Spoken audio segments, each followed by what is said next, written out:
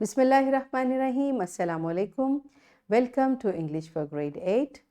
We are learning Unit 1 और हमारा आज का SLO है Determine a central idea of an informational text and analyze its development over the course of the time, including its relationship to supporting details. Provide an objective summary of the text. Use summary skills to extract salient points and develop a mind map to summarize a variety of informational text. Transfer the written text to a table, diagram, flowchart or work plan. So बेटा क्या आज हम सीखने जा रहे हैं? हम summary skill को use करेंगे और summary skill को यूज़ करते हुए हम कोई ग्राफिक ऑर्गेनाइजर में पहले सारे पॉइंट्स इकट्ठे करेंगे और फिर उससे हम एक ऑब्जेक्टिव समरी लिखेंगे। ये हमारे आज के SLOs हैं। इससे पहले आप ग्रेड 7 में use summary skills to write an objective summary of the given text सीख चुके हैं। आप ऑब्जेक्टिव समरी से ऑलरेडी फेमिलियर हैं, समरी स्किल आपकी ऑलरेडी डेवलप हो चुकी है। आज हम इसमें ग्राफिक ऑर्गेनाइजर को यूज़ करते हुए समरी लिखना सीखेंगे। So let's start with the name of Allah subhanahu wa ta'ala. Allah mentions in Quran, Surah Al-Kafirun, ayat 1 till 6.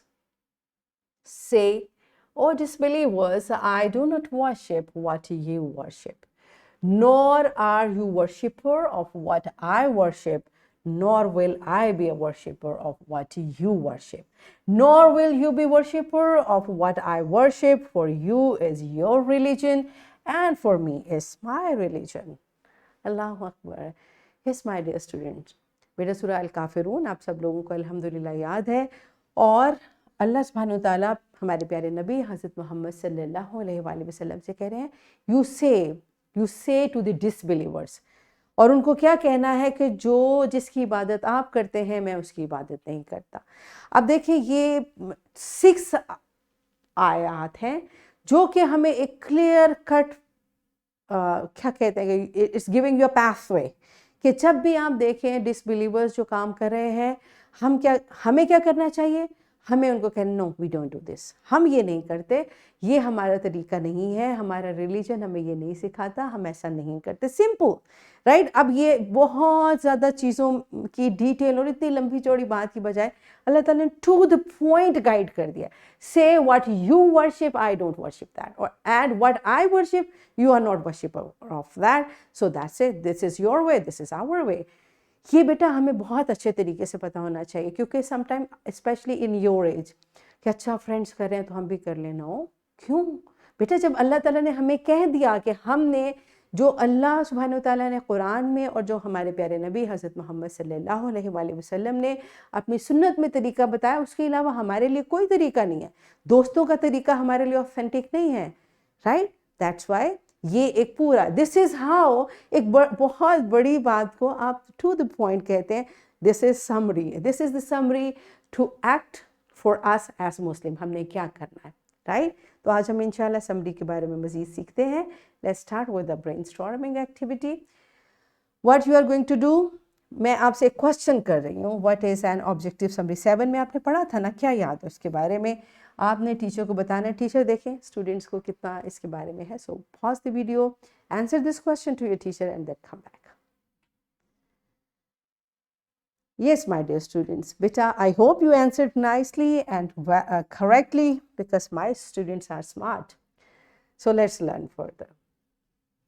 An objective summary is a concise and impartial representation of main idea. और impartial का क्या मतलब है बेटा? उसमें आपने अपनी कोई बात नहीं डाली होती कि what do I think or I feel about that, and key points in a text, article or document, right? क्या मतलब हुआ कि ऑब्जेक्टिव समरी जो होती है वो मुख्तसर सी जो भी स्टोरी है, डॉक्यूमेंट है, आर्टिकल है, उसकी ही एक शॉर्ट फॉर्म होती है। उसमें आपने मज़ीद किसी तरह का अपना ओपिनियन या कोई मज़ीद डिटेल्स नहीं डाली। बेशक आपके पास वो इन्फॉर्मेशन होगी, अगर वो आर्टिकल में या ओरिजिनल टेक्स्ट में नहीं है तो आपने उसमें मज़ीद कुछ ऐड नहीं करना बल्कि उसको शॉर्ट करना है और इस तरह से करना है कि कोई भी उसका इम्पॉर्टेंट पॉइंट, की पॉइंट मिस ना हो।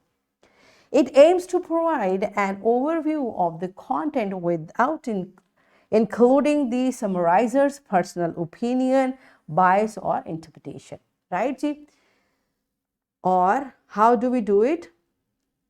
The purpose of an objective summary is to present the information in a clear, straightforward and non-judgmental manner, allowing readers to quickly grasp the essential elements of the source material. ठीक है बेटा, summary लिखने का हमेशा मकसद ये होता है कि उस टेक्स्ट को शॉर्ट कर दिया जाए ताकि आप जल्दी से उसको अंडरस्टैंड कर लें कि उसमें क्या क्या चीज़ें हैं. राइट.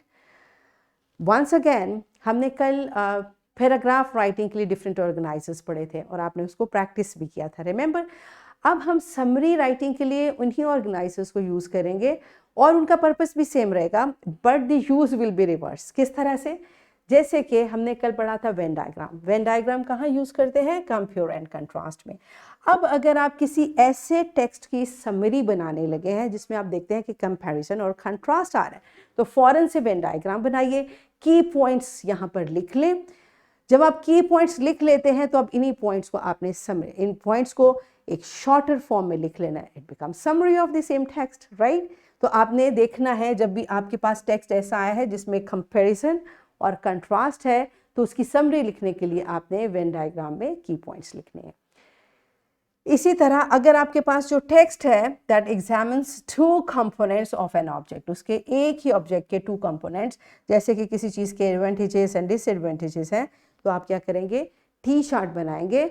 एक साइड पे एडवांटेजेस लिस्ट कर लें, पॉइंट कर लें 1 2 3 4, दूसरी साइड पे डिसएडवांटेजेस, और फिर उन्हीं पॉइंट्स को मिलाकर आपने समरी लिख लेनी है. राइट.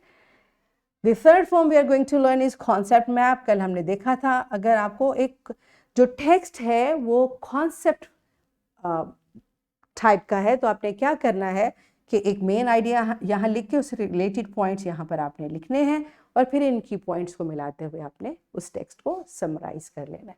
इसी तरह से मेन आइडिया वेब है जिसमें आपने सेंट्रल उसमें लिखना है पॉइंट और उससे रिलेटेड जितने भी पॉइंट्स हैं उनको आपने वेब फॉर्म में यहाँ पर मार्क कर लेना है. अब क्या है इन्हीं पॉइंट्स को, क्योंकि बेटा जो ओरिजिनल टेक्स्ट है उसमें बहुत ज़्यादा डिटेल्स होती हैं और हम जब की पॉइंट्स लिख लेते हैं तो इसका मतलब है अब हमने उन जो एक्स्ट्रा डिटेल्स हैं उनको एक्सक्लूड करना है, लेकिन कोई भी पॉइंट मिस किए बगैर. Understand? Alright. Flow chart. Once again flow chart, अगर आपको कोई सीक्वेंस वाली चीज़ें या स्टेप्स वाली चीज़ें नज़र आ रही हैं तो आपने क्या करना है? फ्लो चार्ट बनाकर उसमें पॉइंट्स क्विकली मार्क करने हैं और फिर उसको समराइज कर लेना. Do you understand? आपको ये कल हमने काफ़ी डिटेल में प्रैक्टिस किए थे, आज हमने उनको समरी लिखने के लिए डिस्कस किया है. अब इसको यूज़ कैसे करते हैं? Look at this. For example, I brought this paragraph. Okay.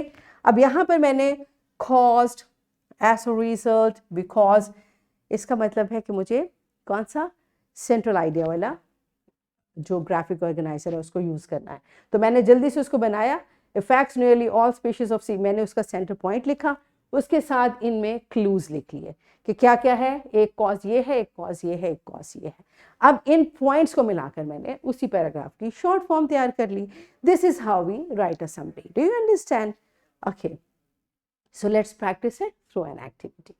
क्या है यहाँ पर? टीचर आप अभी सेम ग्राफिक ऑर्गेनाइजर यूज़ करते हुए बच्चों को आप समरी लिखवाइए so that they can practise it well. I brought this paragraph, you can use the same, या आपको जो जिसमें इफेक्ट और कॉजेस टाइप का टेक्स्ट है उस तरह का पैराग्राफ बच्चों को दें और वो ग्राफिक ऑर्गेनाइजर यूज़ करते हुए इसकी समरी लिखेंगे. This is what you gonna do. अगर आपने सेम पैराग्राफ यूज़ करना है, this is in front of you. So pause the video, enjoy the activity. हाँ जी बेटा, आर यू डन?